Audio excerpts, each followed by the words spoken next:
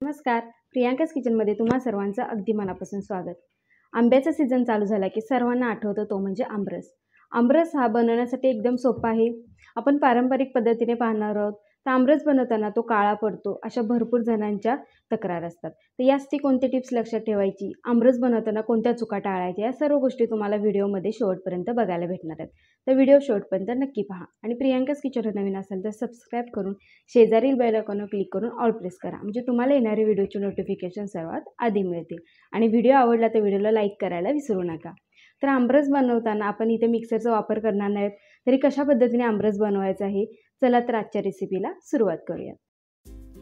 तर तुम्ही इथे पाहू शकता, हा आमरसाचा कलर एकदम परफेक्ट आलेला आहे आणि हा आमरस बनवताना तो काळा पडत नाही. तर काळा पडू नये म्हणून कोणत्या टिप्स लक्षात ठेवायच्या, तर तुम्ही इथे पाहू शकता एकदम जाडसर असा हा आमरस तयार झालेला आहे आणि याचा कलर देखील अजिबात चेंज झालेला नाही आहे. तर तुम्हाला आजची रेसिपी परफेक्ट अशी भेटणार आहे, तर व्हिडिओ शेवटपर्यंत पाहायला विसरू नका.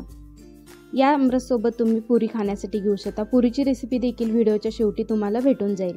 फक्त गव्हाच्या पिठापासून पुऱ्या कशा बनवायच्या ते तुम्हाला त्या व्हिडिओमध्ये पाहायला भेटणार आहे. तर आजच्या या परफेक्ट अशा आमरसच्या रेसिपीला सुरुवात करूया. तर इथे मी हा हापूस आंबा घेतलेला आहे. तुम्ही कोणत्याही प्रकारचा आंबा घेऊ शकता. तर आंबे चांगले पिकलेले पाहिजेत. हे वरून जरी हिरवे थोडेसे दिसत असले तरी पूर्णपणे पिकलेले आहेत. तर याला मी 1 तासभर थोडेसे थंड पाण्यामध्ये ठेवून घेतलेले आहेत. यामुळे काय याचा जो चीक आहे तो देखील निघून जाईल, आंबे देखील एकदम स्वच्छ होतील आणि त्यानंतर याच्यातून आपण जो रस काढून घेणार आहे तो पटकन निघून येईल. तर अशा पद्धतीने 1 तासभर पाण्यामध्ये मी आंबे हे ठेवून घेतले होते. आता याला बाजूला काढून घेऊया आणि त्यानंतर आपण याच्यातील सर्व रस काढून घेणार आहोत.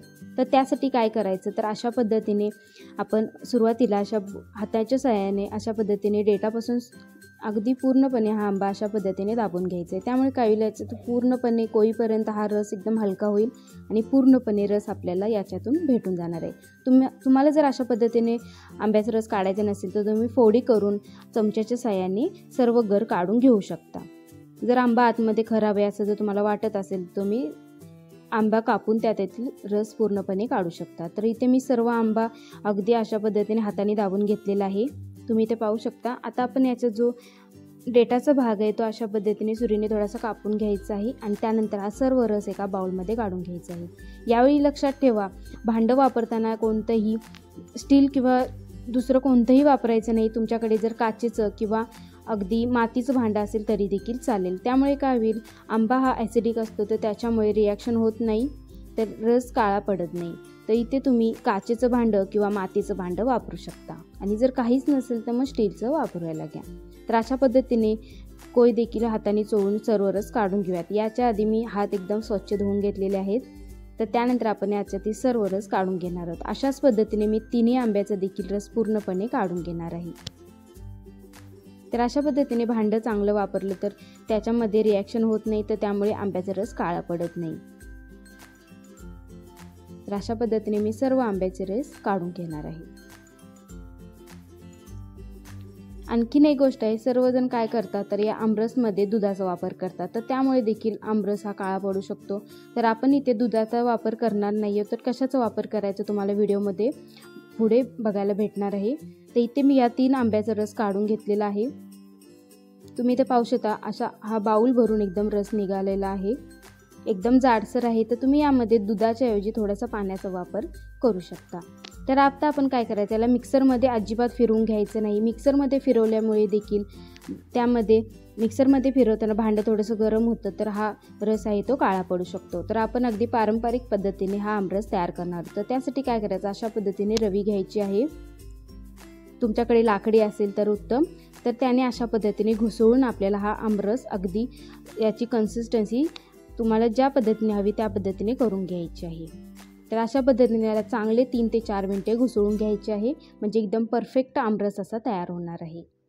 तर तुम्ही मिक्सरचा वापर अजिबात करू नका, त्यामुळे देखील आमरस काळा पडू शकतो. तर इथे मी ही रवीच्या साहाय्याने हा आमरस अगदी 3 ते 4 मिनिटे अशा पद्धतीने घुसळून घेणार आहे. आता आपण यामध्ये अगदी 2 ते 3 चमचे साखर घालून घेणार आहोत. आंबा कितपत गोड आहे त्यानुसार तुम्ही साखरेचं प्रमाण कमी जास्त करू शकता. अगदी साखर नाही वापरली तरी देखील चालेल.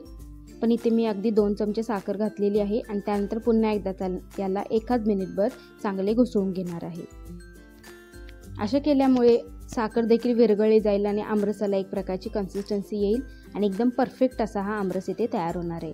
तुम्हाला जर हा आमरस अगदी दाटसर वाटत असेल तर तुम्ही यामध्ये अगदी 2 ते 3 चमचे पाण्याचा वापर करायचा आहे, खूप जास्त घालायचं नाही। तर तुम्ही इथे पाहू शकता मी अगदी 2 चमचे पाणी घातलं होतं। तर अशा पद्धतीने हा आमरस इथे तयार झालेला आहे।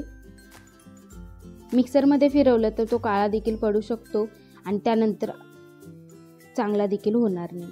तर इथेही आपले आमरस एकदम परफेक्ट असा हा तयार झालेला आहे।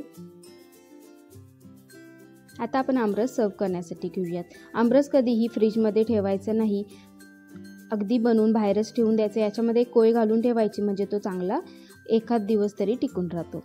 फ्रीजमध्ये ठेवल्यामुळे जर तुम्हाला ठेवायचं असेल तर यावर काचेची प्लेट झाकून तुम्ही फ्रीजमध्ये ठेवू शकता।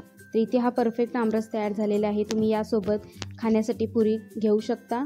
तर इथे मी गव्हाच्या पिठाच्या पुऱ्या बनवल्या आहेत, एकदम टम्म अशा फुगलेल्या आहेत। तर तुम्हाला याची रेसिपी हवी असेल तर व्हिडिओच्या शेवटी तुम्हाला भेटून जाईल। तर इथे मी पूर्णपणे गव्हाच्या पिठाच्या पुऱ्या बनवल्या, तुम्ही इथे पाहू शकता एकदम टम्म फुगलेल्या आहेत आणि शेवटपर्यंत अगदी पुरी संपेपर्यंत अशा या टम्म फुगलेल्या राहतात। तर तुम्हाला या पुरीची रेसिपी हवी असेल तर व्हिडिओच्या शेवटी तुम्हाला लिंक याची भेटून जाईल। तुम्ही या आमरसची रेसिपी नक्की ट्राय करा। पुन्हा भेटूयात अशाच एका परफेक्ट अशा नवीन रेसिपीमध्ये। तोपर्यंत धन्यवाद।